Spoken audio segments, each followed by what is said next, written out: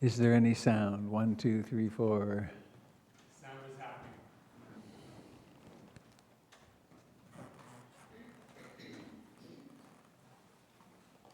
Mic 2, check. 1, 2.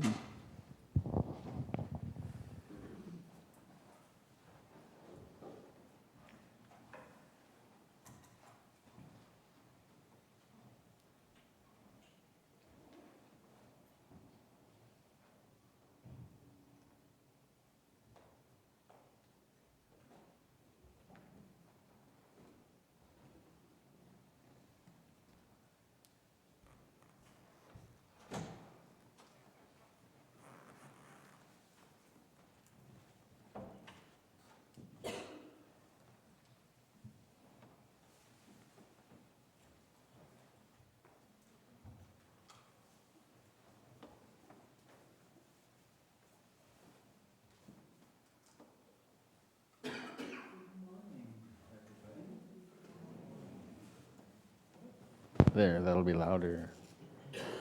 Much louder.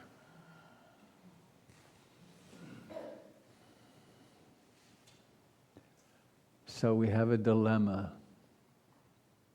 Do we hug each other? Do we hold hands in the closing circle? It's an interesting time. I'm going to be talking today during the Dharma talk about fear and some of the things we might do about it as meditators that are different from stocking up on face masks.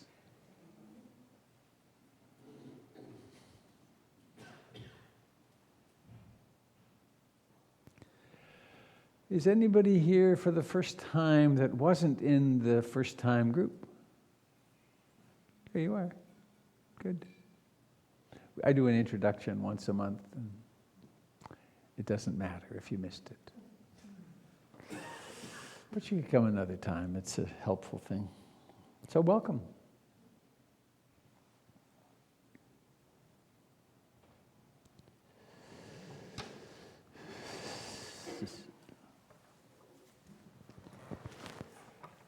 Things are really unstable, aren't they? Our lives are unstable. So in what shall we take refuge? Where shall we camp out? How shall we help ourselves to feel at least we have something to float on? Wow. And for 2,600 years, people of the Buddhist persuasion have been taking refuge in the Buddha, Dharma, and Sangha, in that which is awake. Right now, please become aware that you're sitting here or you're touching the chair. How do you do that? That awareness, that which is awake. Some would say that's the Buddha. The Dharma, the way things actually are, taking refuge in impermanence. And refuge in community, in the Sangha, those who practice together. And in the community of all life. That way of thinking of it really comforts me. We are each a part of this living earth. And our relatives are almost countless, all the way from the bacteria to the great whales, and that's our great family. So refuge in the Buddha, Dharma, Sangha, and there's this little song we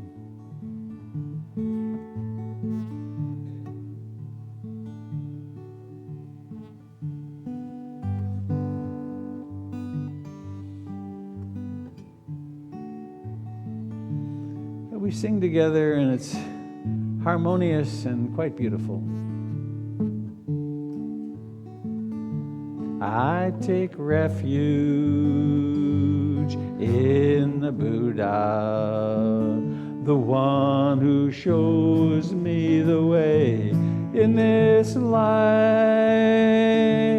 Namo Buddhaya, Namo Buddhaya, Namo Buddhaya.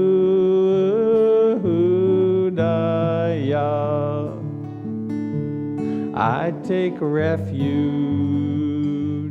in the Dharma, the way of understanding and love. Namo Dharmaya, Namo Dharmaya, Namo Dharmaya.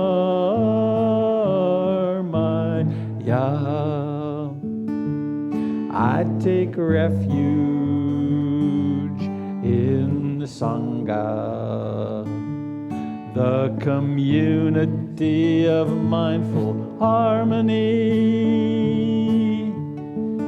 Namo Sangaya, Namo Sangaya, Namo Sangaya. And once more, I take refuge. What does it mean? In the Buddha, the one who shows me the way in this life. Namo Buddhaya, Namo Buddhaya, Namo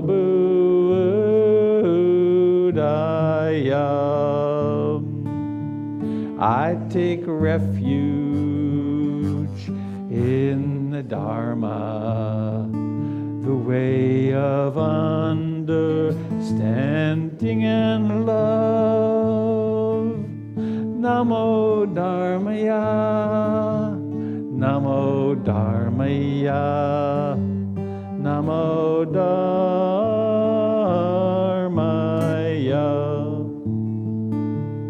I take refuge in the Sangha, the community of mindful harmony. Namo Sangaya, Namo Sangaya, Namo Sangaya.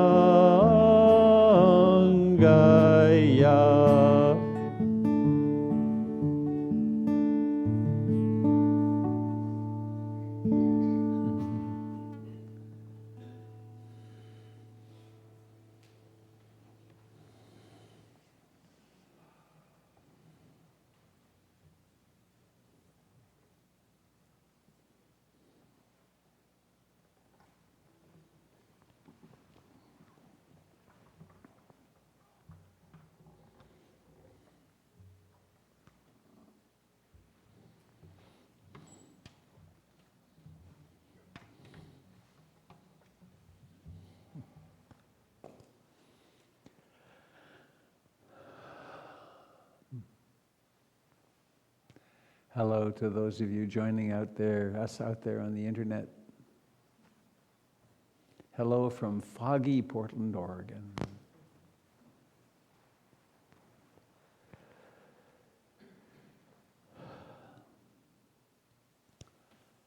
And so, as human beings have done now for thousands of years, we stop and sit.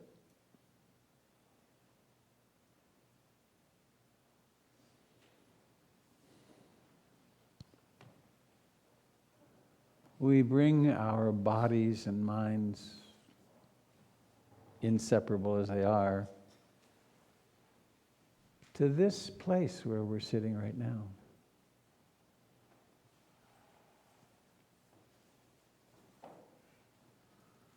We're so graced here in Portland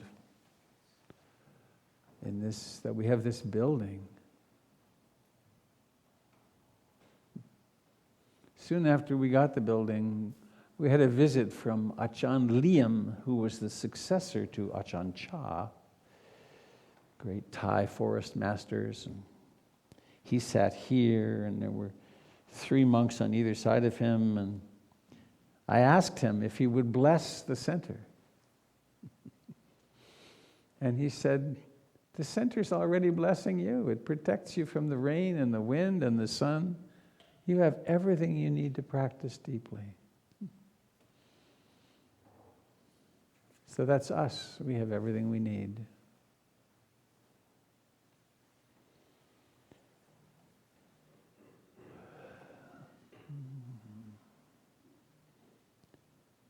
So coming home to noticing the body.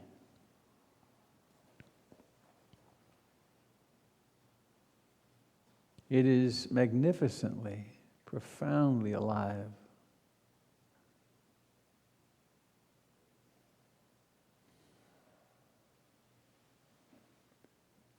We tend to take the body for granted until it's not working right.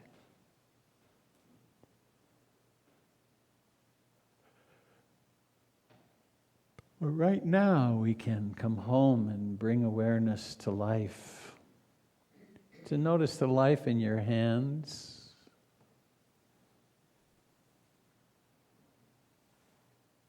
to notice the life in your face.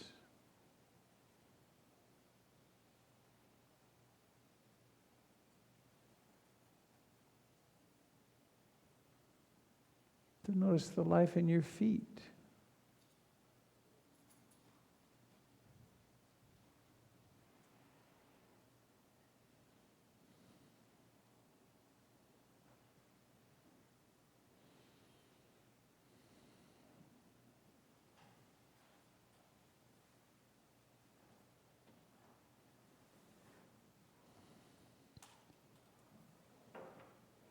And to come home to the reality of the fact that this body breathes.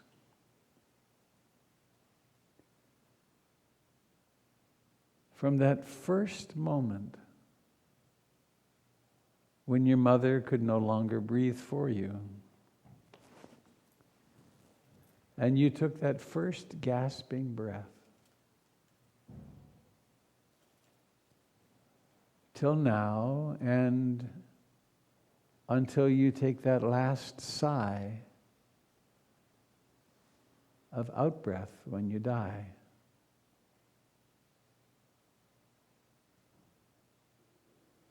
There's this ballooning of the chest and abdomen.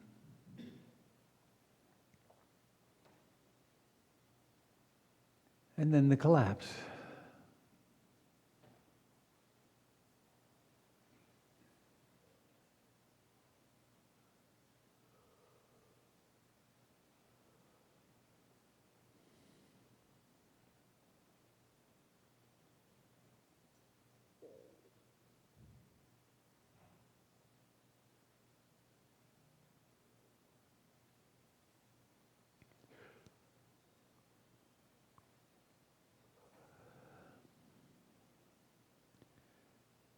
So we can take this breathing in and out as a home base, which helps to anchor us in the present moment.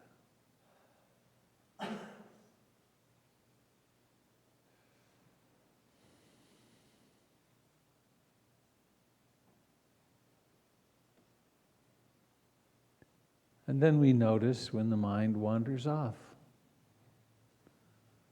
or when it hurtles off, or when it desires its way off, or it doesn't really matter what it does. Content doesn't matter much. But we're learning to observe the very process of being awake.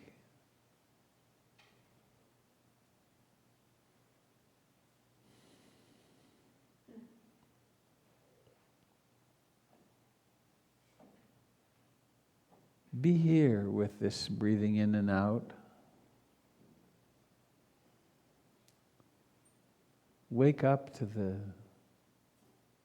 mind in the past and future, in worrying, planning, remembering, problem solving.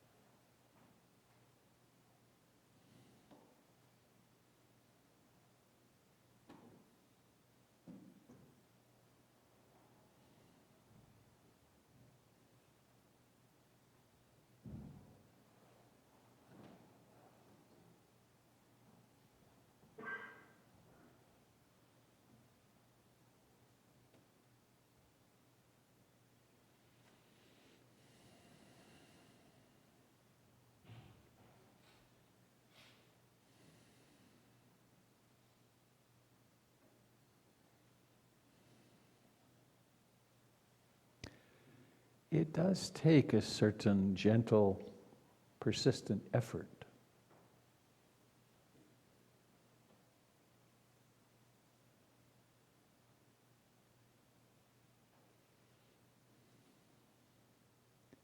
It doesn't require muscle tension, though. No need to furrow the brow or tighten the gut.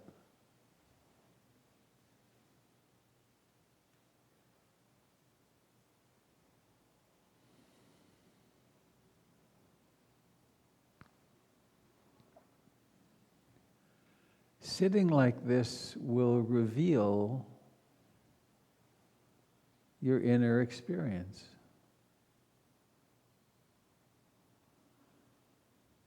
If there are some emotions that have been happening and you've been managing to avoid, they'll be right there when you stop.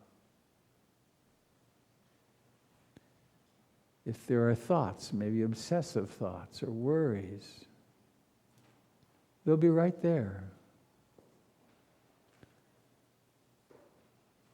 And that means your meditation is going fine.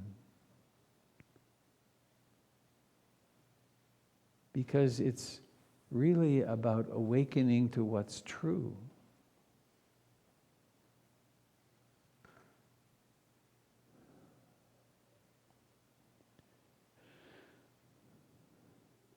If you discover bliss or delight or great ease, how wonderful. That's the truth of this moment.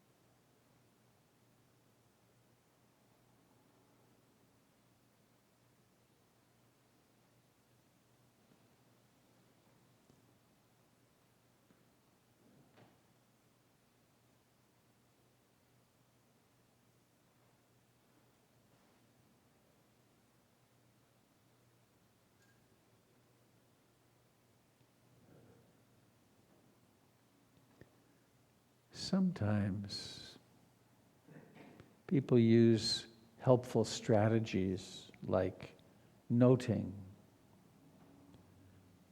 Very quietly in the mind you might notice rising, rising, falling, falling of the chest and abdomen. You might notice wandering, wandering, or worrying, worrying. Wanting, wanting, disliking, disliking. And then come back to the actual sensations of breathing in and breathing out. Back to the reality of your body here in this moment.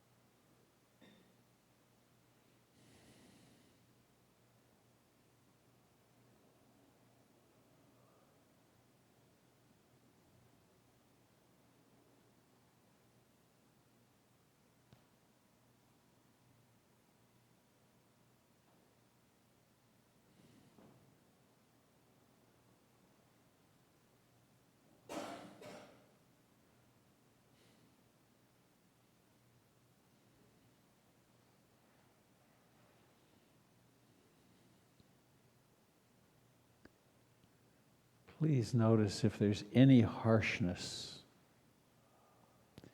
any sense of I'm doing it wrong because I can't stay with the breath.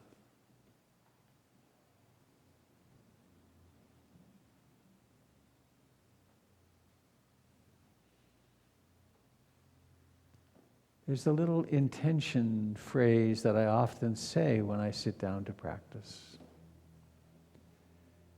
I aspire to love and accept myself exactly as I am in each moment.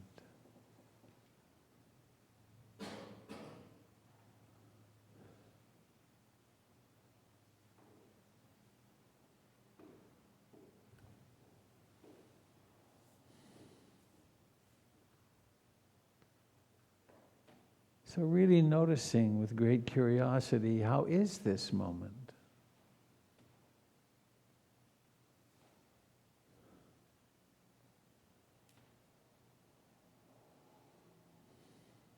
As the breath comes and goes.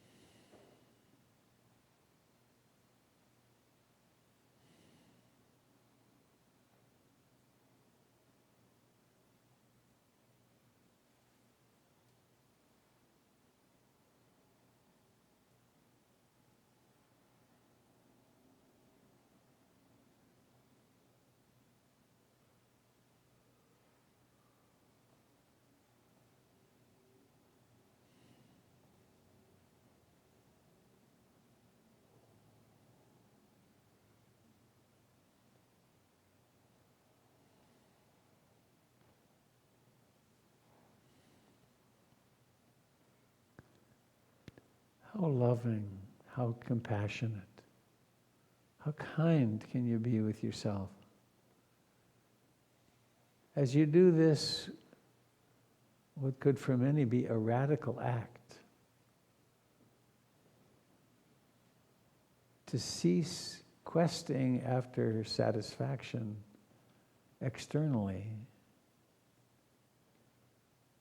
and instead to begin or to continue examining the very source of our happiness and unhappiness in our own minds.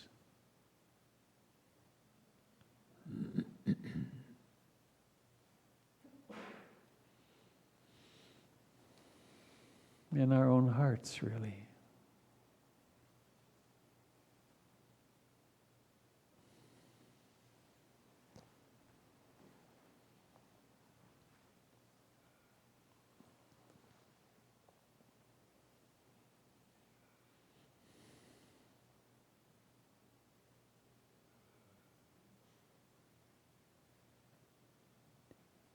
Noticing that each breath has a beginning.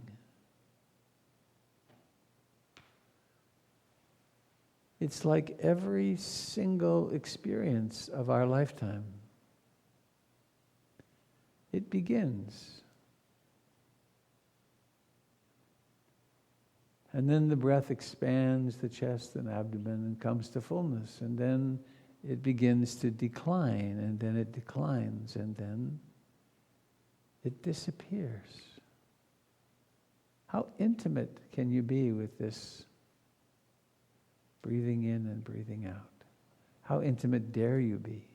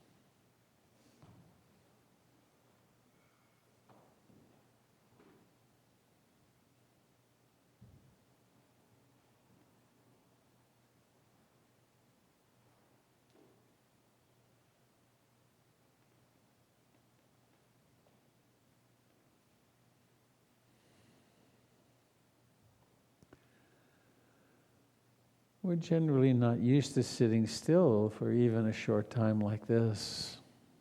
So discomforts may arise. That's normal for a human body.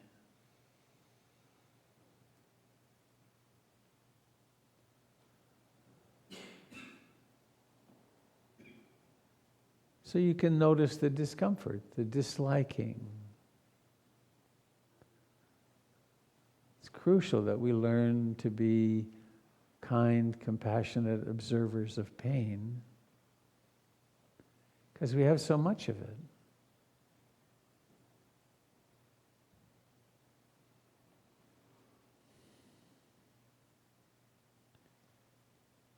And as we come to the end of this time sitting together, please take a moment to take stock of your body, to notice what's happening with the mind as well. Is it calm, quiet, tranquil, or restless? Is the body warm or cool?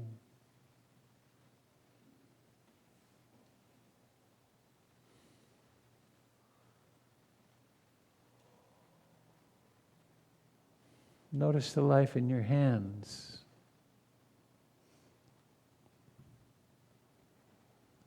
In your face, in your eyes.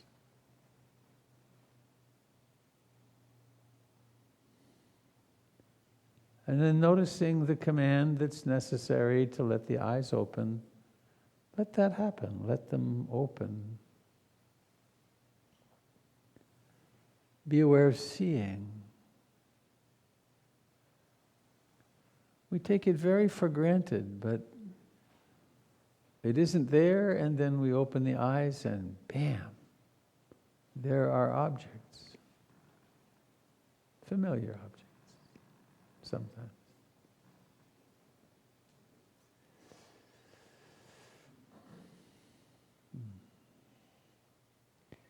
And then you might like to stretch a little bit, in which case do it slowly, don't rush.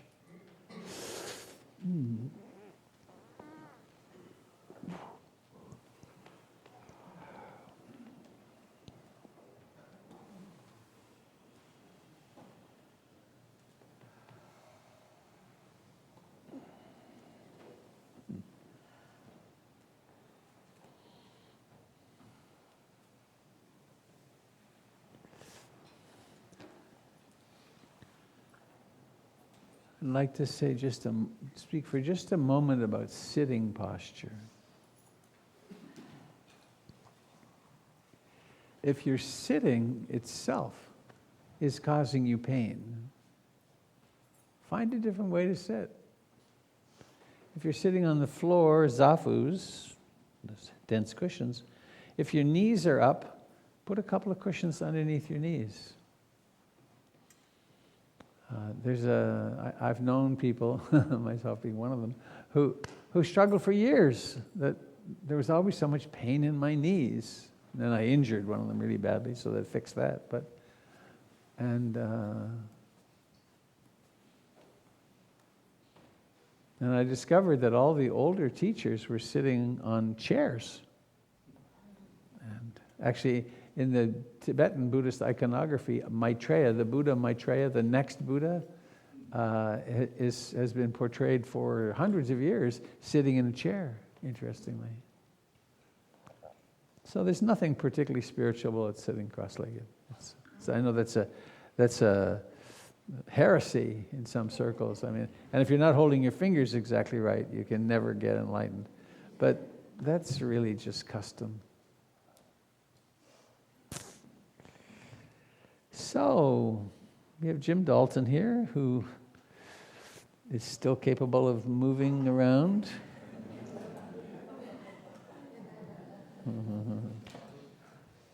His movements are becoming more and more fluent, flowing all the time, aren't they?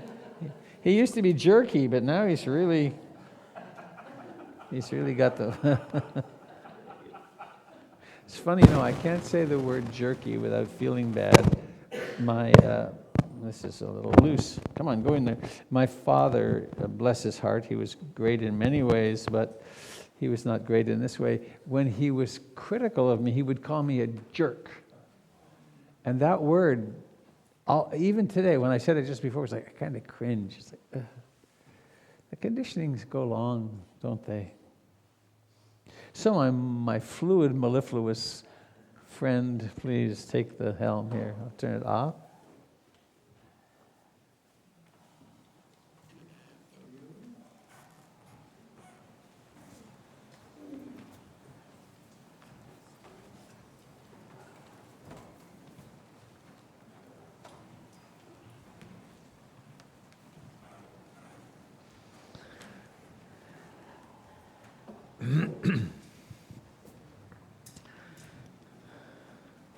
So, bringing our attention to the bottoms of our feet. We can move up on the toes, and over to the side, back and forth. I got too many apparatuses here. Jeez.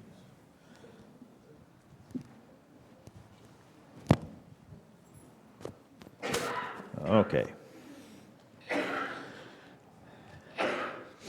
So if we just bring our hands in front of our bodies and rub them a little bit.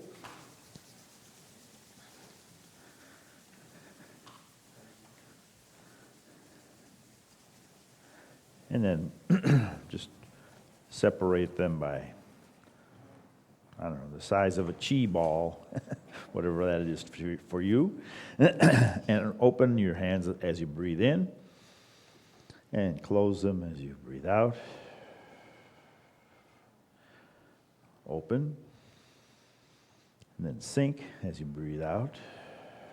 And notice that your attention can settle on the insides of the palms, or the attention can go to the knees, or the attention could go to the shoulders. We have this amazing faculty of becoming aware instantaneously of the next experience. And I don't know how we decide. Let's try the right toe. We can put the attention right there.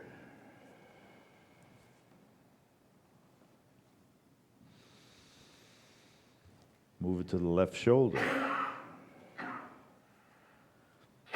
So as we do these movements, part of the Qigong tradition, that are supposed to help us become aware of breathing, making sure that we're getting oxygen to all the little nooks and crannies in the lungs, pressing down, opening the joints so that we can maintain fluid movement through the shoulders, the wrists, the knees. And if the joints warm up and loosen up, then the flow of energy seems to be spontaneously smoother throughout the whole body.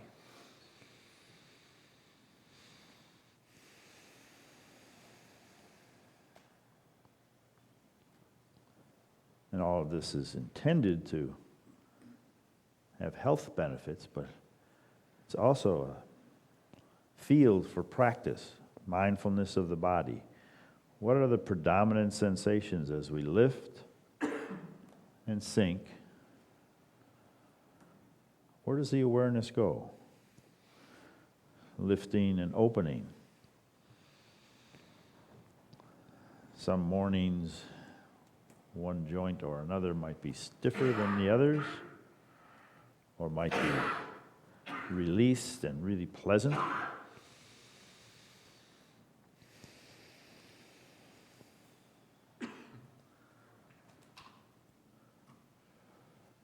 But at the beginning, we use movements that are pretty symmetrical and mirror-like, and we can compare. Is my left side warmer or cooler? Is it more open, more relaxed, less? What happens when I reach overhead? Painting a rainbow, using my imagination to support the movement. Does the sensation change? Does the mood change?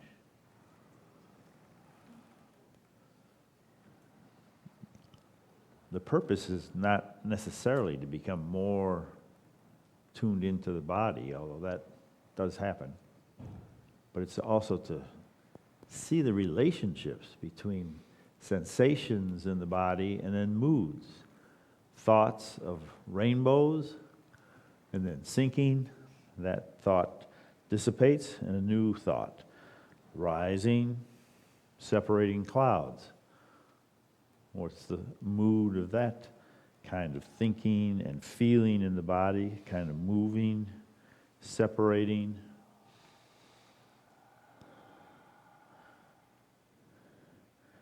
We break it down into sensations and feelings and thoughts in order to watch the whole show. Turning the body, lifting the hands, pushing with one hand, pulling with the other.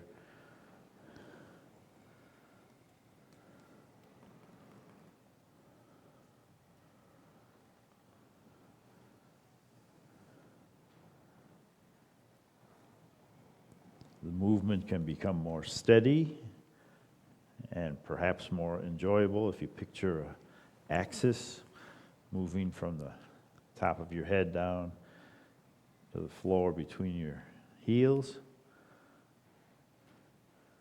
What's the relationship of the right hand to the left hand? What's the relationship to the right knee to the left knee? The left hip to the right hip.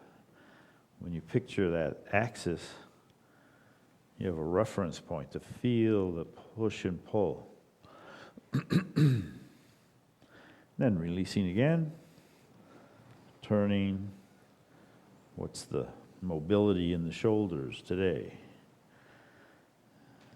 Some days mine click and clack and do all sorts of things that my chiropractor said I shouldn't encourage. Probably an indication of arthritis or rotator cuff problems. So I have to abandon the thought of the perfect circle. Reaching up and release.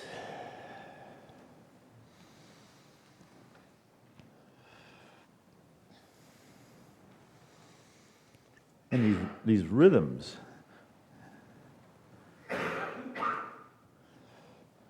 of reaching and lifting and then releasing and easing down.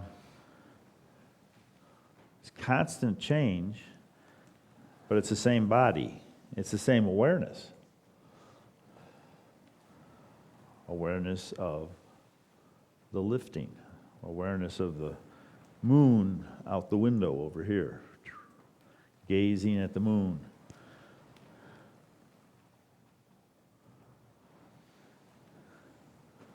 What we are aware of changes, but it's all one awareness.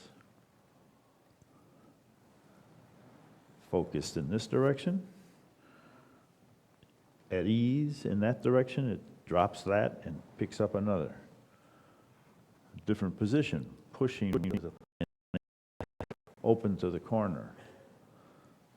Same awareness, unchanging, but the content keeps flowing. New direction, new relationship of the vision towards one corner, towards the other. The room seems to move. And then reaching across for our cloud hands gesture, let the wrist lead across. And then let that hand relax and the other one, the wrist leads across. If we focus on the palm of the hand, then the room seems to swing back and forth. You can't always trust your senses. It's not exactly what it appears to be. But it's one awareness. Focused on the hands, focused on the elbows and shoulders and feet.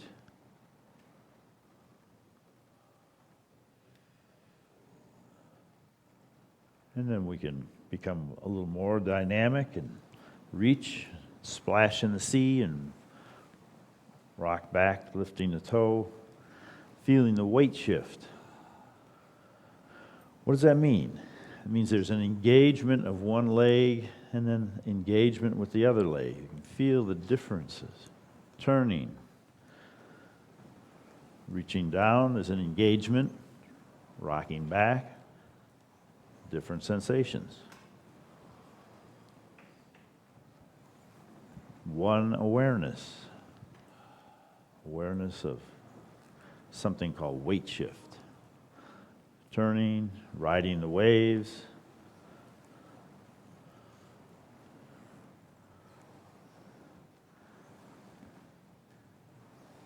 The awareness is like water. It takes the shape of whatever container it's in. Switch.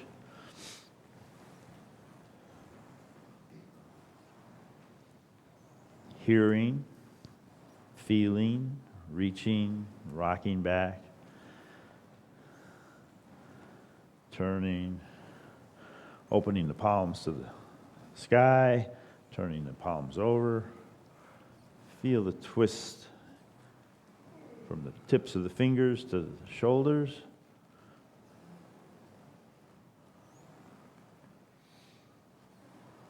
Turning, opening, turning the wrist, rocking the weight back and forth.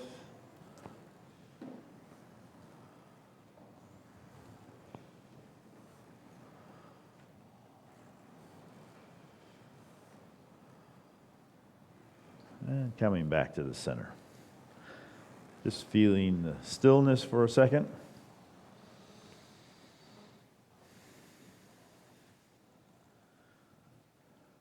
So awareness holding steady on a unmoving object, standing body.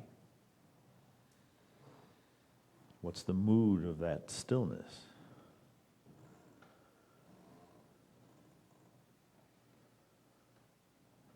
And then sinking and making a fist, letting the dragon rise from the sea. What's the mood of that gesture?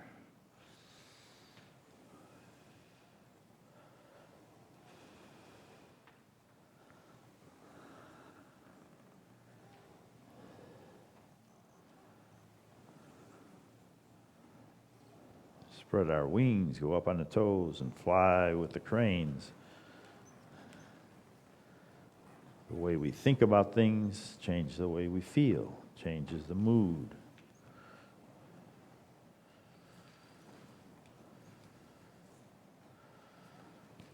Turning the wheel.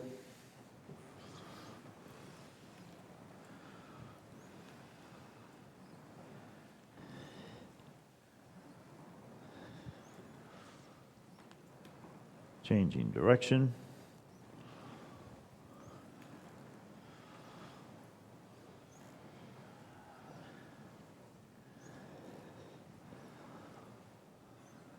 Coming back to the center. Lifting one arm or one leg.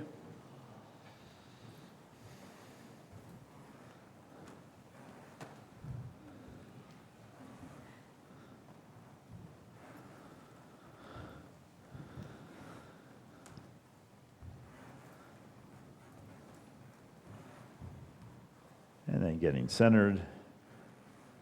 Gather all this experience into one breath. Releasing all the stress and the tension.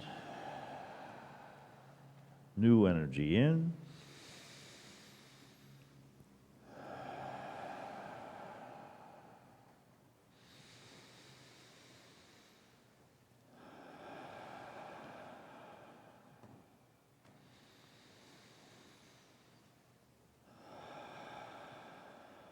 And then bringing the feet together, bringing the hands together. Grateful for another chance to practice together. Thank you.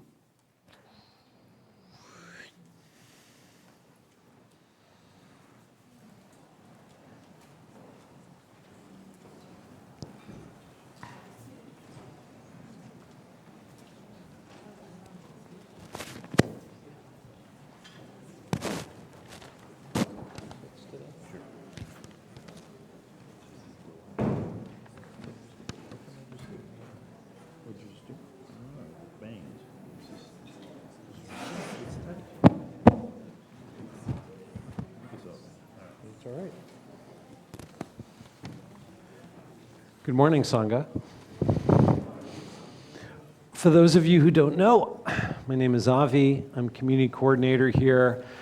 My job is to help you get more out of this place. So if there's anything that I can do in terms of answering your questions about programs or about how to volunteer or engage, or if you have any ideas about ways to put the many rich experiences that you've had in your life, all the skills that you have, all the intelligence that you have, if you would like to contribute that to this community in some way, I'd be happy to hear about it and find ways in which you can do that for us. As a matter of fact, if you look around this room, This entire room, and actually this entire building, including the bathrooms and the floors and everything, are the result of a multitude of people over the last 15-ish years thinking about our comfort as a community and making this place feel good for us. I don't know if you can see over there at that altar, the top light. That top Buddha was in darkness for a few months because that light decided it wasn't going to work anymore. And a volunteer here who had the skill and who made me aware that he had the desire to do it, he was willing to change that out so that now the Buddha can be in the light. And you all can experience that. So do we have any volunteer announcements at all? Okay. So we always have something going on here. In terms of volunteer stuff, we can always use people to volunteer in the classroom in the back. We have a Sunday children's program where parents can drop their kidlings off so that parents can get the benefit of the Dharma. And this is our investment as an entire community in the next generation of meditators that are going to be here. So if you would like a way to plug into this place, volunteering in the Sunday Children's Education Program is a great way to do it. We have a sign up on the website. It doesn't require you do anything. You just be with the kids and support our really excellent teacher, Rebecca, with the kids. And if you could spend an hour once, that would be great. If you could sign up for, say, once a month, that would be even better. We also wanted to let you know that the library is going to be opening very soon. I would say within the next month or so, we are going to do an official opening of the library. If you have not yet gotten your library account, you can do that on the website, and that would allow you to check out a book. And there will be more information about that going forward. Other things that we have that are coming up, we've got the final winter class, Intermediate Skillful Speech, with Doyle. He's going to be focusing on relationship. That's going to be coming up on Tuesday. Next Saturday is going to be one of our first Saturday monthly day-long retreats. That'll be with Gregory. We hold those on the first Saturday of every month. We have our really special Remembering Death retreat with Robert coming up on Saturday, March 14th in a couple of weeks. He does this only once a year. It is a really, really deep day to have here. You might want to consider that. We also have a retreat for volunteers that is coming up. That's going to be on March 28th.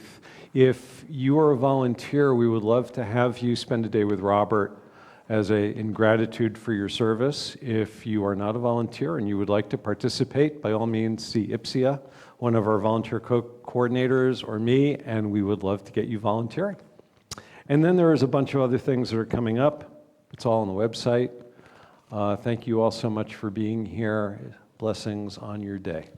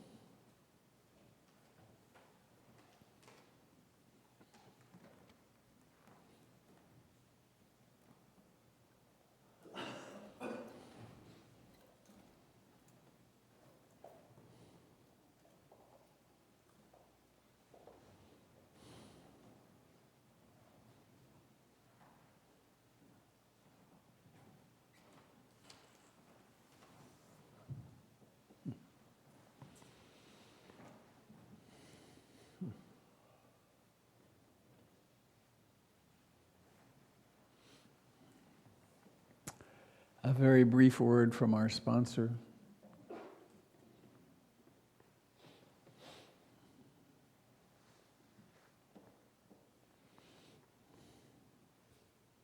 This is a nifty little guitar tuner.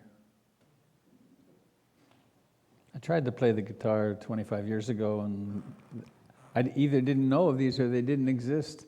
And my playing was very short-lived because I could never get the damn guitar in tune. Now it's simple. It's a very elegant piece of technology. And I want to speak about generosity, using it as my prop. Generosity, and particularly in the form of supporting the center. Please notice what happens inside you when I say the following. See this cute little thing?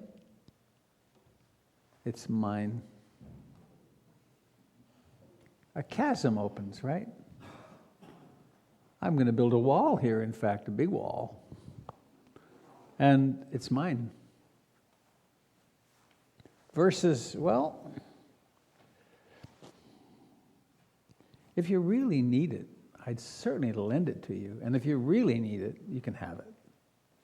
Because I have enough. That's the foundational reason for giving.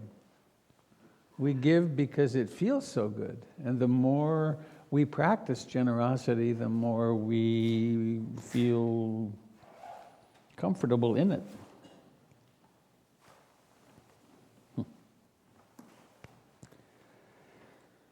Our children watch us like hawks. They learn our emotions, they learn our behaviors, and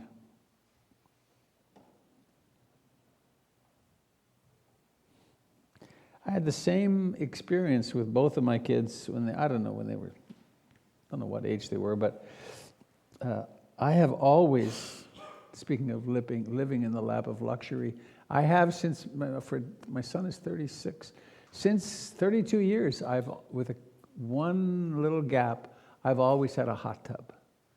Now that's pretty luxurious, right? Hot water sitting in the backyard. And actually, when my kids were small, they took about 10 baths a year in the bathtub. All baths took place in the hot tub. Rain or shine, and we would we'd lather up and then bucket from the hot tub. And when I get in that hot tub, I feel so grateful. I've been places in the world where people have never been in hot water, let alone the hot tub. Anyway, when my kids were there, I would say, oh, we're so rich. We are so lucky. Look at this. We have this hot tub. And they both came at some point when they were in school and beginning to go to friends' homes. And they said, Dad, you told me we're rich. I went to Johnny's house. They have this and that, and they're rich. It was an interesting conversation that came out of that. What does rich mean? What does enough mean? What does having enough that we can support things we really value? So thanks to whoever did the flowers today. My gosh, it looks like spring. So you have an iPad here. You can make a contribution to the bowl.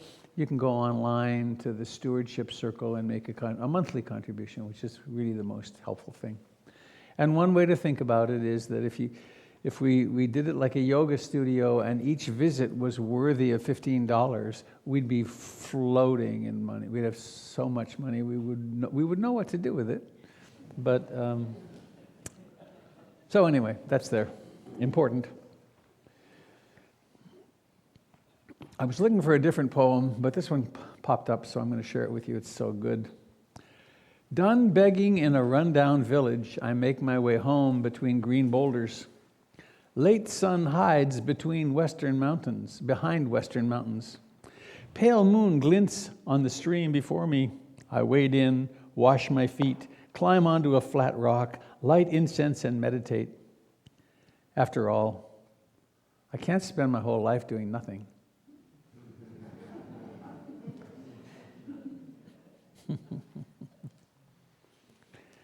And then this one, which is part of our itinerary today, recent.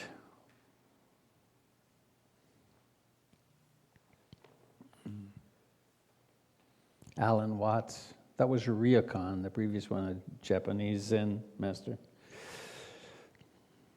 This feeling of being lonely and very temporary visitors in the universe is in flat contradiction to everything known about humans and all other living organisms in the sciences. We do not come into this world, we come out of it, as leaves come from a tree. As the ocean waves, the universe peoples. Every individual is an expression of the whole realm of nature, a unique action of the total universe. This feeling of being lonely and very temporary visitors in the universe is in flat contradiction to everything known about humans and all other living organisms in the sciences. We do not come into this world, we come out of it, as leaves come from a tree. As the ocean waves, the universe peoples. Every individual is an expression of the whole realm of nature, a unique action of the total universe. We all belong here. No matter what your experience was in your family of origin, whereas we belong as much as these flowers do, or this table, or we are the universe peopling herself.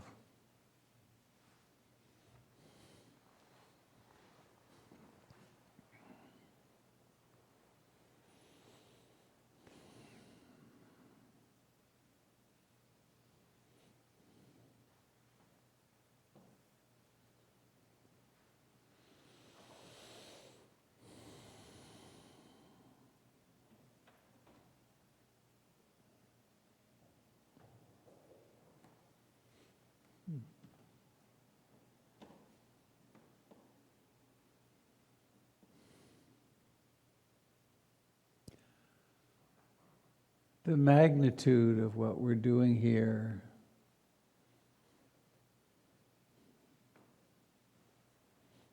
kind of blows my mind. But I just got a little hit of it. I was in visiting the kids, as I like to do when you're doing the movement, and Rebecca was teaching them the precepts in a very beautiful way. The precepts written for kids, but I undertake the training of the heart to not harm, to not kill other living beings, and so on. The basic moral ethical code of the Dharma, Buddhist vocabulary. And for a moment, I sat there she is such a trip, Rebecca. You know, she worked, was it 22 years?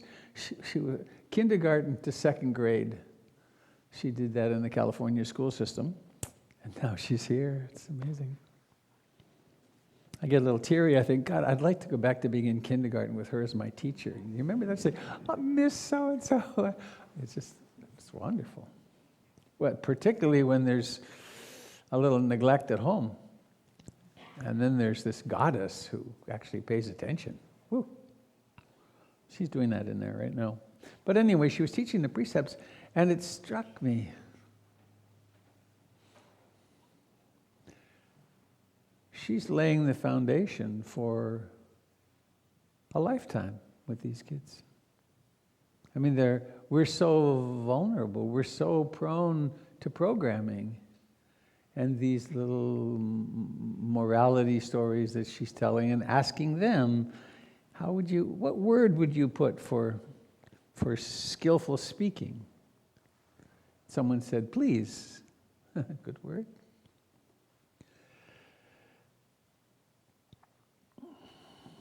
So they're getting this education of foundational ways to be together. And in here, we're learning to meditate and to to come to be more loving and kind with ourselves, to do, if we really get into it, to do the archaeological work to unearth the wounds from our childhood, to do the archaeological work to go beneath the ideologies and marketing and brainwashing of the media, to actually see everyone as worthy of loving. It's astounding. And I'm in this remarkable position of having people come to me often. And sometimes people come and they're really hurting and their life has fallen apart in some way or another, or there's sickness or a death or something, and then they're needing help. But quite often people come and say how much their life has been transformed. I walked in the door a year ago and I'm so different than I was then. Because the Dharma works. Mindfulness is not a small intervention. To bring awareness into the living system illuminates the whole thing.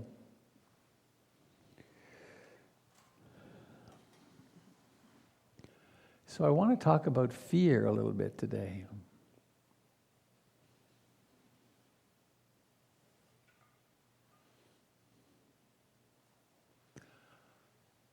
I had a deep experience with fear recently. My chest kind of tightens up when I talk about it. I still have some trauma around it. I had a small stroke, which I still have some numbness here and there. When I was playing the guitar earlier, one of the times when I lost the chords, I was having a moment, I was so filled with gratitude, I completely lost consciousness of what I was doing, because my hand is almost normal now. It's still, there's a little weirdness, but at its worst, it felt like I had old Novocaine, like pins and needles. That was right after the stroke. And, but then I was actually, before I even got admitted to the hospital, I was feeling my fingers and I thought, I think I'm still going to be able to play the guitar. Because that could have gone like that, right? Somehow or another, when I sleep, I often, my hands, both hands actually, will go to sleep and I wake up with kind of, so when I ride my bicycle, they do that. Though I am forbidden to ride my bicycle by my brain surgeon till late summer at least, he said. And I said, why? My balance is good. He said, Robert, after what we did inside your brain, you don't want a concussion at any cost. So, but that's a distraction. So when they did the scans for the stroke, they discovered that I had an aneurysm. Many of you have heard this story several times. And so what they wound up doing, an aneurysm is a little balloon on the side of an artery, and they tend to explode, and then you're severely disabled or dead. And so they can do this procedure called clipping, where they go in and they put a little clip on it, like a little titanium alligator. I said to my kid, it's like a little roach clip, from a different time. But in order to get in there, they had to make a 3-inch hole in my skull right here. And then they dissected their way in under the brain, and then they found the thing. And then they put the patch back, and then they pulled my scalp down. Everything's numb up here. It's gone. But after that, they put me on the day of the surgery. It was 6-hour surgery. And then they put me on a medication that caused in me almost a psychotic state. It was an anti-seizure medication that didn't work for me. And it was very difficult for my wife and daughter to see me that out of it. And in that state, somehow, here's the feeling, it's hard to talk about. I knew that I had a problem, and I had to get an answer to the problem. And if I didn't get the answer, I would die. And I couldn't get any information because I had no mindfulness. And because the mind was just kind of tumult and nuts. And there was this terror, which was in my chest. And it would happen particularly on each in-breath, there would be this absolute terror. And it went on for weeks, is what it felt like. It was only a day, maybe less than a day. And I couldn't talk effectively. And then when I got out of the hospital a few days later, quite frequently there'd be this terror come through me, and it would happen on the in-breath. And fortunately, I was no longer so blasted out of my mind with anesthesia and drug reaction. But so what did I do? I became really interested in this terror. What is it? And I was still kind of drugged. I was on some mild opiates and things because of the hole in my head.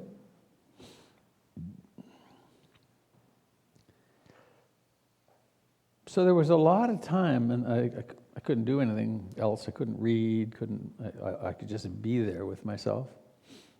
And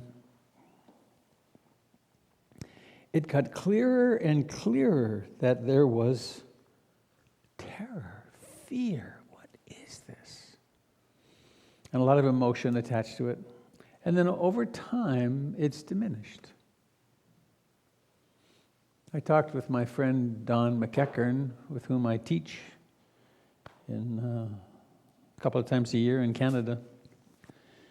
And he sent me a little section from one of the Buddhist teachings on the stages of insight. And a stage that many of us, not everybody, but many of us go through in meditation as the mind gets quieter and deeper. There's a point where one starts seeing everything as impermanent and where everything is falling away, like not as a concept, but it's like it's actually, you see everything ending. And that's followed by this, I'm forgetting the formal name, but it's a perception of the world as terror.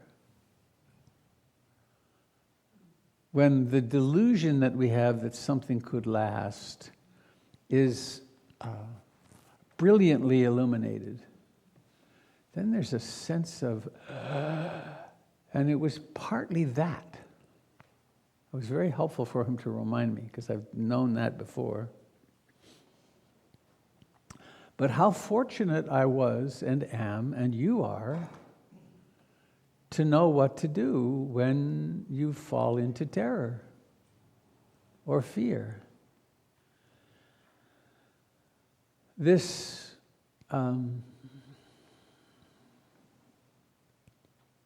part of how we survived as a species, and before we were humans, we were other proto-hominids, and fear is part of us.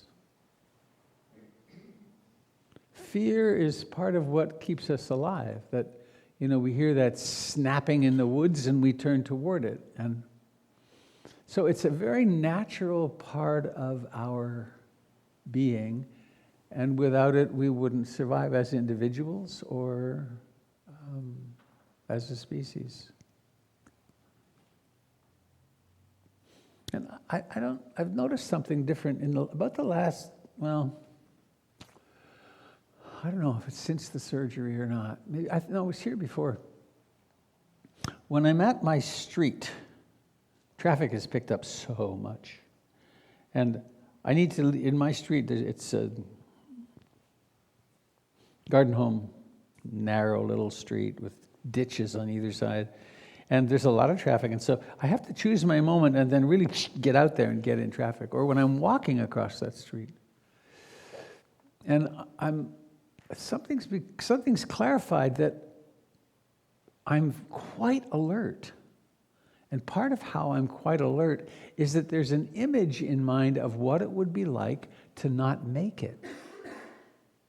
If that big chunk of steel hit me walking with my dog or hit my car, there's a screeching of tires and the crashing of metal that is there every time I drive out on my street. It's a little fear which brings me to alertness. So it's very important. I watch my son with my grandsons. Landon is 1 year old yesterday. We have his birthday party this afternoon.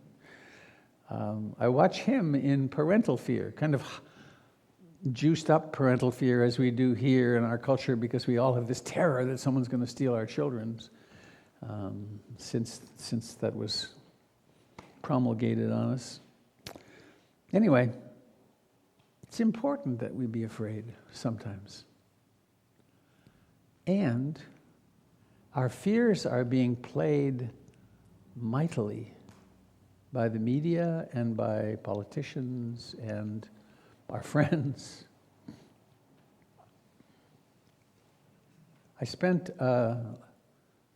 had the great good fortune of being in Toronto, Canada, in 1972.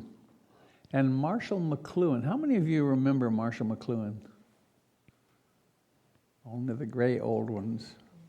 Huh, oh, you missed out, gang. Marshall McLuhan, the media guru, he was an amazing man. He was at the University of Toronto, and I got to spend Wednesday nights, I think it was, with him for a year. And one of his key lines was, "The medium is the message." It's not what's on the TV, it's the fact of TV that's huge. And if you want to know what a medium does, go to somewhere where it doesn't exist. Like, nation states weren't possible without the printing press, because you couldn't convince people that they belonged to a nation. Way back in 1971, when I was trekking in Nepal, the king of Nepal was giving every village a big honkin' radio so they could get radio from Kathmandu, because those people didn't think they were part of Nepal. They thought they were part of that valley.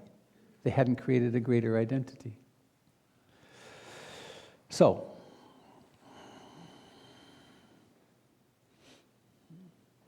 one of the ways that we create fear in each other is we create enemies. We create enemies, and we create enemy images, and we dehumanize them, and we make it clear that we need to take care of us and not them, because they're not good. This is time-honored, right?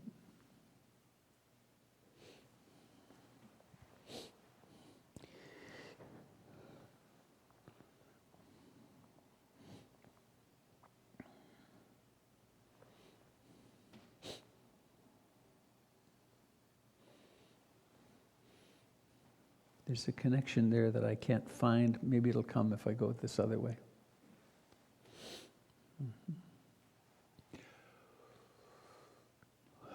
We have an interesting dilemma as a community, as I mentioned when we began. Jim told me, Catholic Church that he knows of, that's beginning today, they're not holding hands. They're not hugging. We have an interesting choice to make. We could certainly do that as individuals, but we could make it as a community thing that, well, we don't have to hug each other and hold hands to show connection. We can show connection in so many ways. And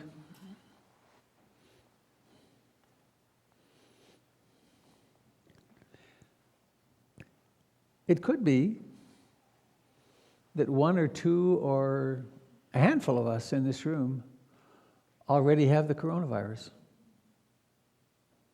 And if it isn't true now, I believe it's going to be true before we know it. Because there's a great article in The Atlantic last week talking about it, how coronavirus is likely to become to us as the flu is, that it's going to be the coronavirus flu cold season, because it will become part of our human repertoire. And some of us, vulnerable, immunocompromised, will die. Not a lot.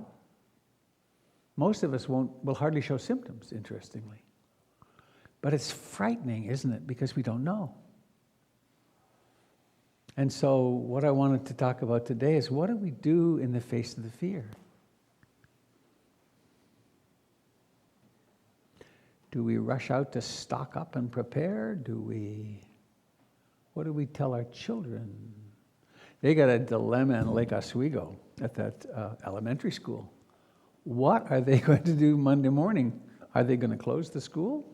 You know, there was I don't know what her role was, but there's a woman who taught there. I thought it was so,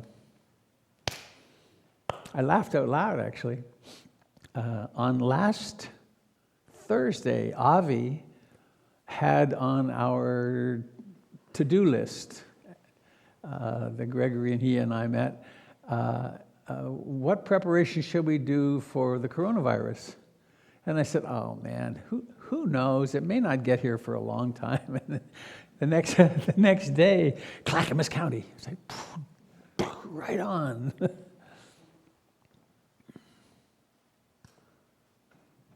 So I want to ask you, I'm not going to ask you to speak about it yet, or maybe not at all, but what's happening in your fear base about this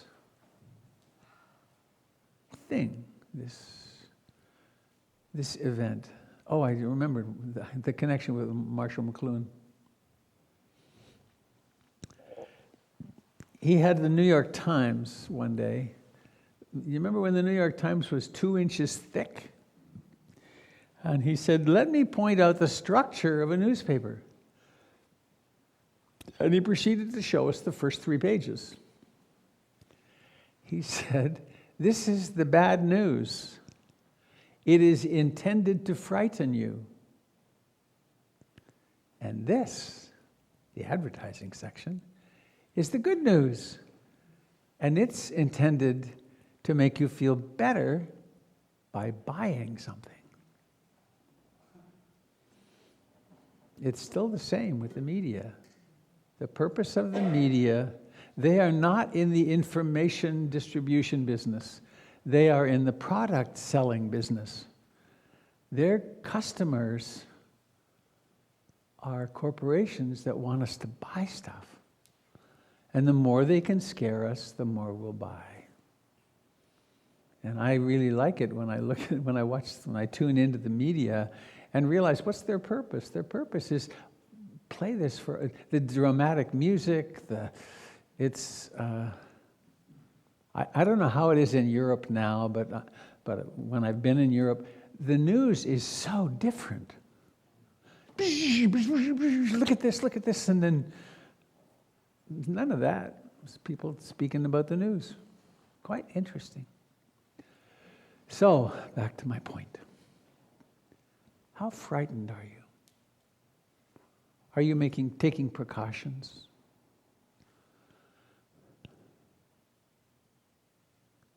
And then, what really makes sense?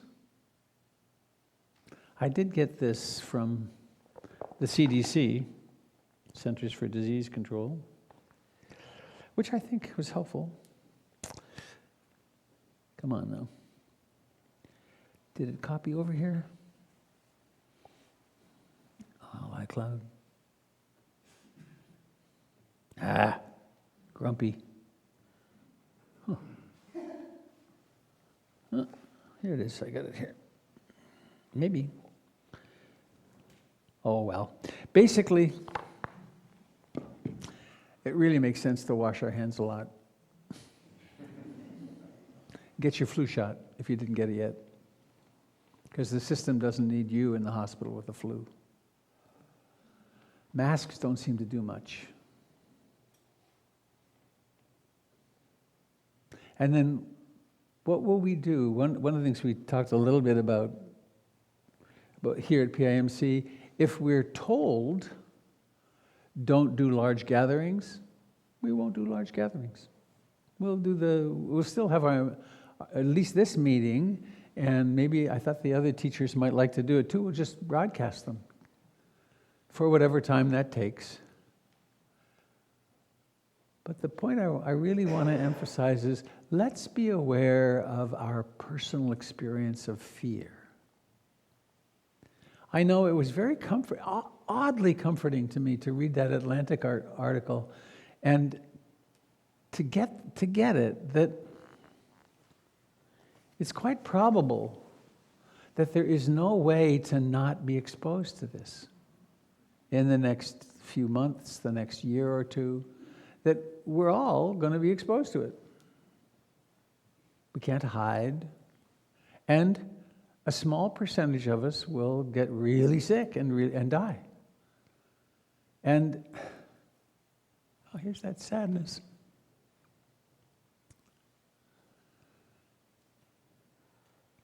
I'm less able to deny that I'm actually going to die after this last 6 months. Could be any second. And what's the point of being frightened about it? And what does our meditation practice, what do the Buddha's teachings say about it? The entirety of the teachings are about encountering the fact that we are impermanent. And we may live a short time or a long time, but not very long in cosmological terms. We're all here for an eye blink.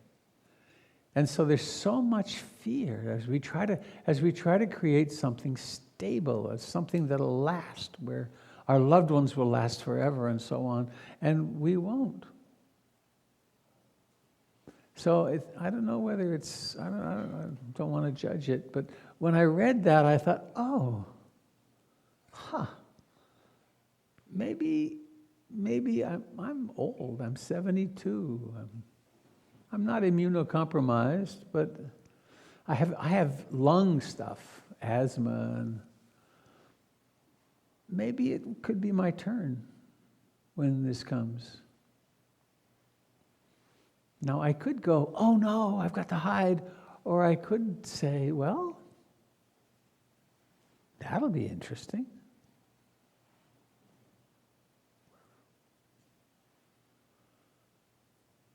Some years ago, in my traveling, I met a man who had been in the Peace Corps in Nepal. And he was staying with a family, and the young father got cancer. And he could have gone to Kathmandu and done a whole fighting of the cancer, but he simply didn't. His worldview was such that it was okay. And it was challenging for this fellow that I met to think that this fellow had done that, because he should have fought it as hard as he possibly could. And interesting values, isn't it?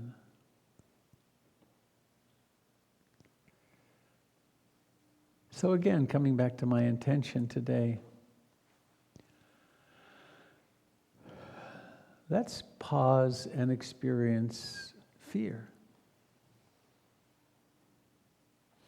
And then we can also make sensible choices. Maybe you do want to hole up and stay quarantined for 30 days or 2 months or something. Maybe, but is that really what you want to do? And rather than being just blindly pushed around by your emotions,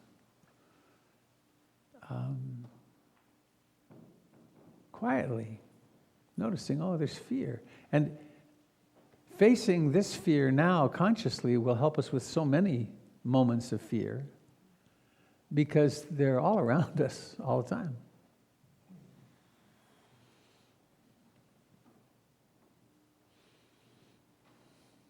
So I think I want to stop there. I'm at a crossroads. I'm thinking maybe to do a contemplation, or maybe open up for community. I think we'll say, what would you like to say about this? Hello, Aaron. I saw you nodding back there.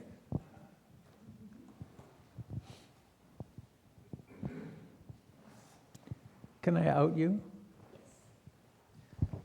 Aaron is... I happen to love her so much.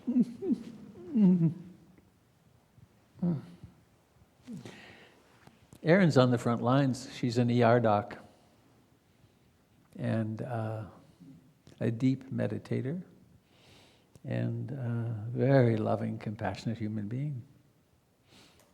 And I'm very curious what she's going to say. I'm coming to the thing that you're on the panel at Wonderful. the mortuary, or the, I was quite honored. yeah. Hi, friends. So, I'm not afraid of this virus, personally, at all. I think it's going to be nothing or a cold. I'm a little afraid for my elderly and immunocompromised relatives. They might take it a little worse. But the fear that I've felt watching my group, I'm a Kaiser doctor, so watching my group talk about what our plan is it has more to do with seeing the fear in the community and wondering, can we as a medical system treat the people who are ill if the fear takes over and too many people come? So we're dealing with that, but I'm not afraid of this at all. I'm not afraid of going to work. I'm not afraid of suiting up. I think it's going to be a bad cold if I get it, and then I get a little 2-week break to meditate, maybe. So I encourage you to do what Robert said and look at your fear, and if you get sick, keep yourself home unless you need to be in the hospital. Then call your clinic before you come in so that they can prepare. This is, if it takes off, which it may not. And wash your hands and be really mindful of touching your face. There should be an app. It zings you every time you touch your face. It's hard. I know. I've been doing it for several days, and Yeah. this touching here, I can't keep my hands away from these surgical things. It just don't touch your head. Ah, shit. So that's what I want to say. Try not to be afraid. I love you. Thank you. Anybody else? This is a kind of inoculation of ease, I hope. Please say your name too. I'd love to introduce you the same way, but I don't know you like I know Aaron. I'm Tamra. Tamara. Take a hug. Oh, good. Thanks, Robert. I'll go back to my seat. So You have to we've use the had a mic. couple of times I wanted to ask you this because it comes up quite a bit, but I'm curious. I feel really tenderhearted today too, so I might cry for no reason at all. I just feel It's okay. tenderhearted. It's allowed here because I weep all over the place. So, but I'm curious. I'm getting. I used to not even be able to go to funerals, and I missed some really important ones. Maybe that's the. I missed some really important ones. Because I just couldn't go. It was so scary for me. Yeah. I had a lot of loss in my life and separation, and so I regret that. So this practice has been really helpful in getting to a place where I can kind of accept that. And be tender with myself about why I couldn't do that. But I'm very curious now about, I'm trying to figure out what is the fear around death. I mean, there's always the fear that it will be painful or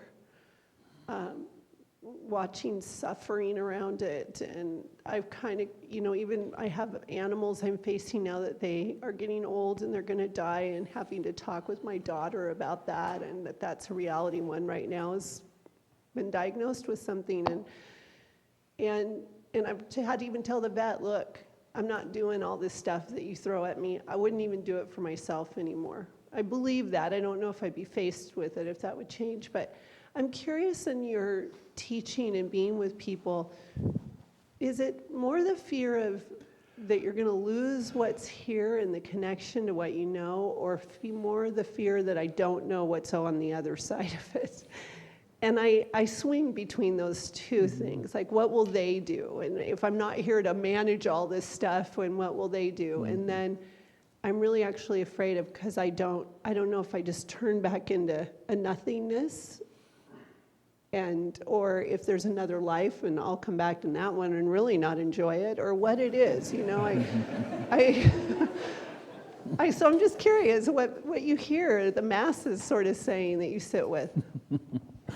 Do I have to be born in the same family I did last time? Yeah.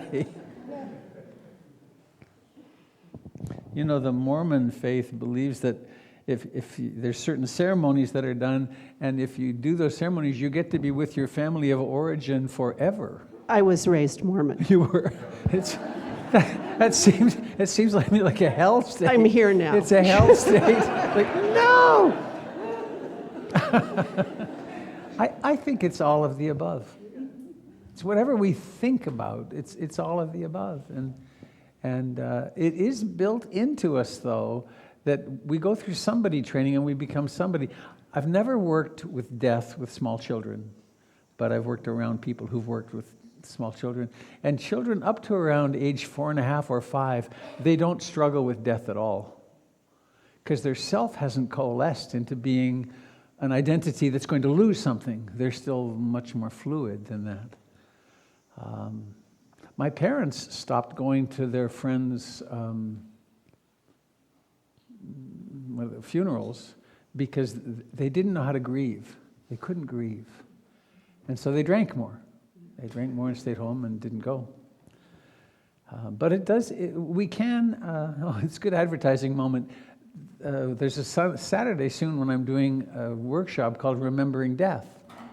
And it's a day of what we watch some very nice, very powerful parts of a beautiful video called Consider the Conversation, about what do we do at the end of life, and some other practices. Because if we turn toward it, we unearth our fears, and then we discover, oh, they're just fears. They feel terrible, and they're intended to push us away and get our hand out of the fire. But we can, with consciousness, turn toward them and open and realize, oh, and there's something beneath them, which is love and compassion. So depending upon our conditioning, we have all kinds of different responses to death. But we, as a culture, are phobic, and we don't know how to grieve. And many of us haven't had much encounter with death, which around the world, and then let's say 50 years ago, we all would have had numerous deaths by this point in our lives, but some of us haven't. How many people here have both parents still alive? How about have only one alive? How about have both parents gone? Yeah.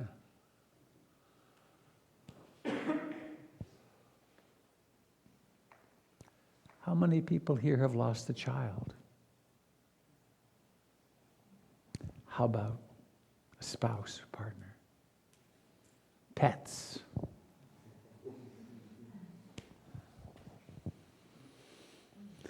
Yeah. It's there for all of us. Did that address what you were asking at all? It's kind of impossible to answer what's going on, because it's all of it for all of us, it seems. Yeah. Yeah. I think I told you my wife got hit by a car when she was pregnant. She's been in a nursing home for 23 years in Arkansas, and it was, at the height of, I just got married. We were looking forward to this baby, the whole business, and we were very happy. And so it was a very painful experience, which I felt like my wife didn't get to experience the loss that she had, so I took it on myself. And there was a great deal of pain there, which lasted quite a long time. But at some point I realized that it wasn't about my wife, it was really about me. And my wife was fine. I mean, I call her the Buddha Kuan Yin, the Buddha of compassion. She doesn't talk or walk or eat by herself, but she is happy and full of life and joy. But you know, I've thought about this question a great deal, because a lot of times we seek control. You know, I go back and forth from swinging the cat by the tail to realize that the cat's got me by the tail. And one of the things I try to do every day, which has become a practice, is I try to relax. I just try to find peace. I try to find compassion. And this has worked for me. There's still a lot of pain inside, but to find that peace and that compassion and just relax. There's a lot of power in relaxing. There's a lot of power in peace. There's a lot of power in compassion. Find it, cultivate it, whatever it takes every day. It's important. Relax into everything you do. I think it really helps. I don't think there's anything to worry about. Thank you. Tell me, what's your name? Scott. Scott. Thank you, Scott. Please.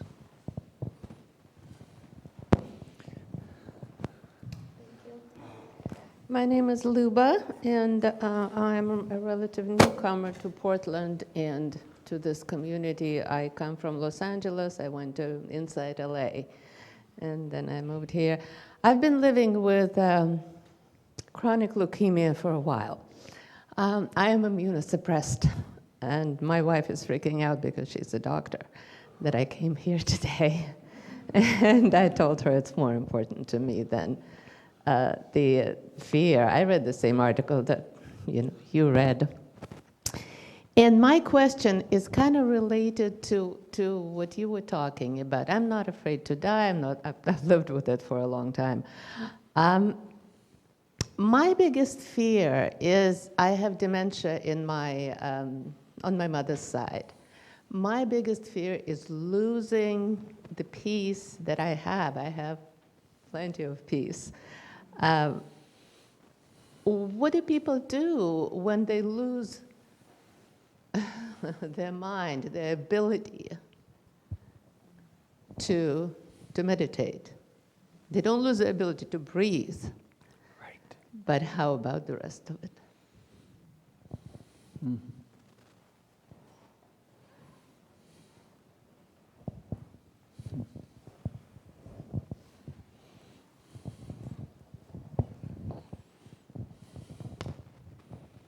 There's a lot of suffering in that.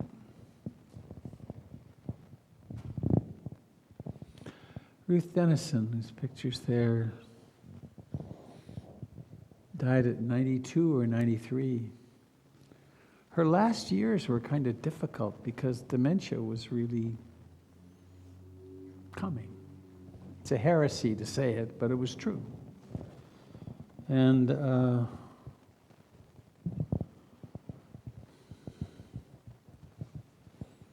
I guess we just face it as best we can. And there's no predicting. Some people go into dementia and they become sweet and kind, and others become difficult. The difficult kind.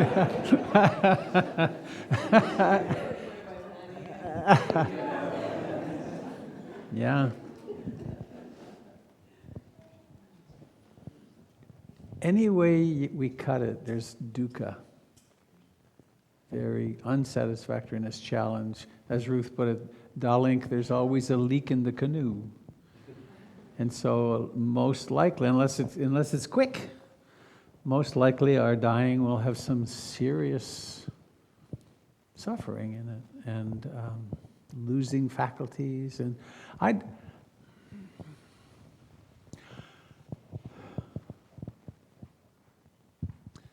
I really have liked to think that I will meditate and somehow or another I will become a transcendent being And then whatever happens in life, it'll happen, but at least I'll have a God's eye view, and I won't be really I may appear upset, but I won't be upset or whatever. And I'm doubting that's the case. Achan Cha had some kind of a stroke or something, and he was cared for several years by his students, 24 hours a day, and he couldn't speak very well, but at one point he managed to speak and say, if you think this is easy for me because of all my years of meditation, you have another thing coming.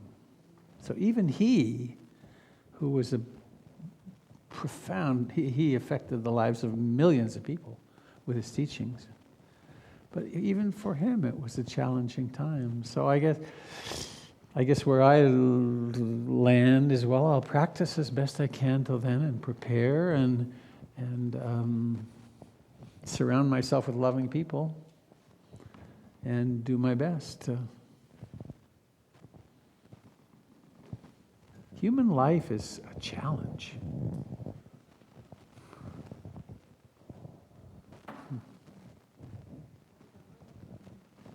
Look, a rug. Connie. Hi. I'm kind of amazed that the older I get, the more I do have that fear.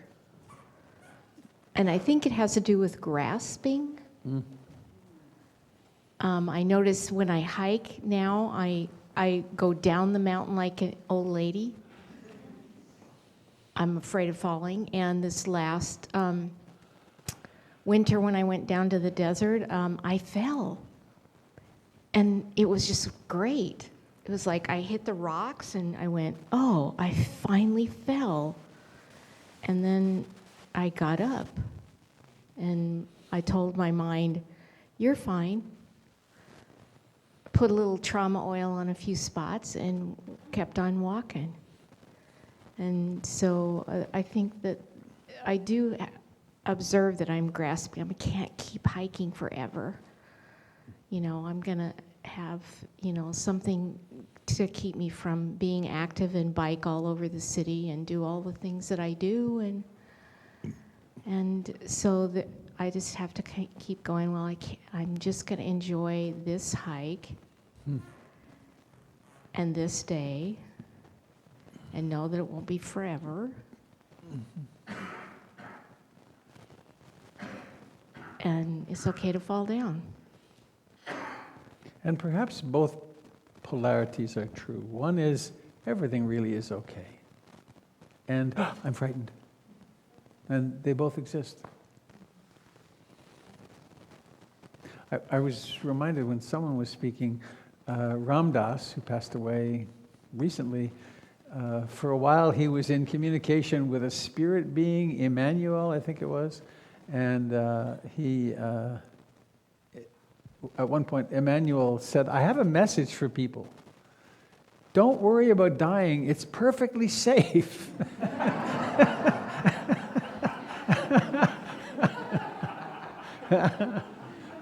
It's such a weird thing given our...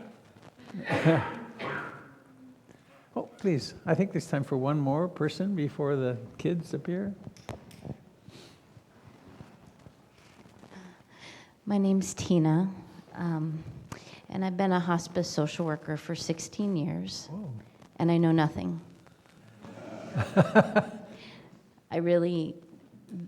One thing I know is that I think we're always trying to seek meaning in any experience, right? So for those who are dying, to have those around them that can be present and available to those moments, of those windows where they're there and the way we know them is really powerful. And that it is a very isolating experience and that we need to not run from it and be with those that are dying. And that for us, I believe we have a friend right now that is dying who's in his early 50s and has, teenage kids. And it's made me reflect on the fact that when I look at my own children, I'm going to have to say goodbye to them, and I don't know when, and that generates so much emotion. It's really amazing. But I would say, please don't run from it.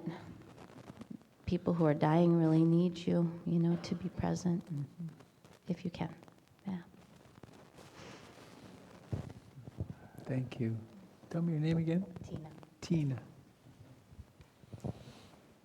Jennifer and I have spent the last year getting our ducks in a row, our papers together and our computer codes, and it's all in one place.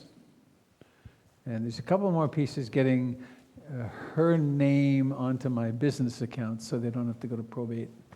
But there's a lot, my gosh. And what prompted me to do that was I was Ruth Dennison's executor, and it was so overwhelming. Because in the last days, the last year or two, she was always making order and taking stuff out of one file and putting it in another. And it was like she was shuffling cards. And it was awful. I'm not great at that kind of thing anyway, but it was just chaos, and I don't want my kids to do that. And the other thing, of course, with our loved ones is live today as though it is the last. And if there's anything to say to anybody, say it. If there's amends to be made, make them. Because I know I had some of that happen when I was in the hospital in the neuro ICU, that there were a couple of people, one of them I still haven't done.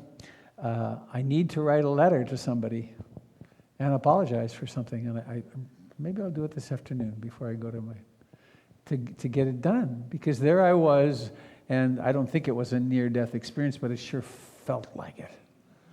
And I remember, so what's undone here? And there was a bzz, bzz, bzz, bzz, not finished. So I think there are young people in the chute. So I would suggest this for our circle. If you'd like to hold hands with the person beside you, please feel free. But please don't be offended if the person beside you just puts their hands on their heart. And there's, what do you call it, the sanitizer and sinks. And well, live dangerously if you want, or be a little bit contained. Thank you very much for being here today and for participating in this adventure.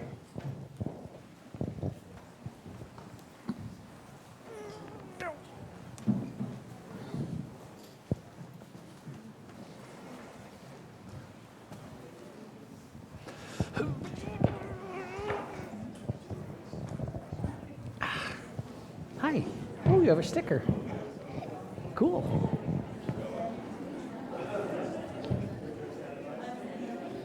Mama, you can come with me. Hi. I'm singing.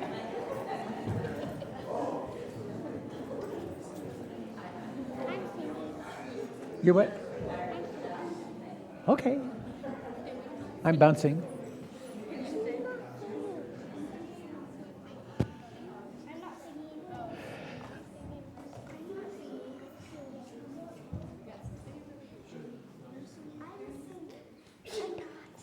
Then switch with the letter.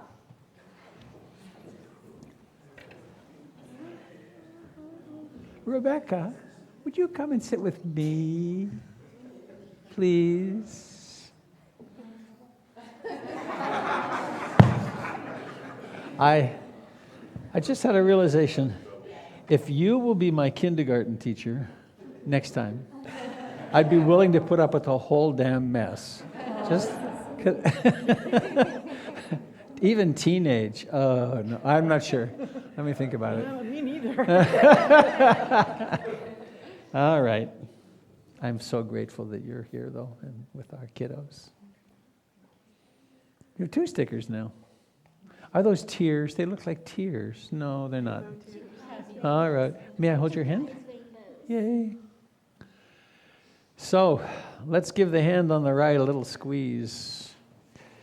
May this person be healthy and happy and free from all kinds of anxieties, and may their life become one great sigh of gratitude. And notice there's somebody squeezing your hand really hard from the left. And then there's a chance to squeeze them back. Maybe not so hard, but wish them well. What would be a beautiful wish for this person? My person on my left just cracked my fingers. You watch it, I'll get you back. May all beings everywhere share in the merits of our practice. May everyone wake up. May we all remember who and what we really are, so that we're not so afraid and we can be more loving. All right, and it's the moment. It's 4? Where are you? Yeah. Let me. Who else? Come on over here. I can back up a bit. Oh my God. Watch out. Here, you want What to. I'm doing. Wow, mindful, present, cool. So who else is? Are we all here? Needs to be a little bit closer. Let everybody get in. Get closer, okay?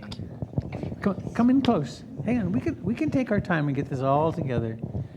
All right. Can we let her in here? Come on, scoot forward. There we go. All right, not so close. Phew, controlling, aren't I? Phew. All right. When you're ready, on the count of 3. 1, 2, 3. May all beings be happy. May all beings be happy. May all beings be happy. Sadhu, sadhu, sadhu. Whoa, I think I sense a Madonna for the future here. All right, you want to turn around and be ready to blow out the candle? Not yet, not yet. Hold on, a moment of patience. All right, now we're practicing patience. Dun, dun, dun, dun, dun, dun, patience. And then, have you got a wish? Everybody got a wish? Everybody in the bigger circle got a wish? At home got a wish? Yep. All right, taking a huge deep breath in. 1, 2, 3, blow. Yay.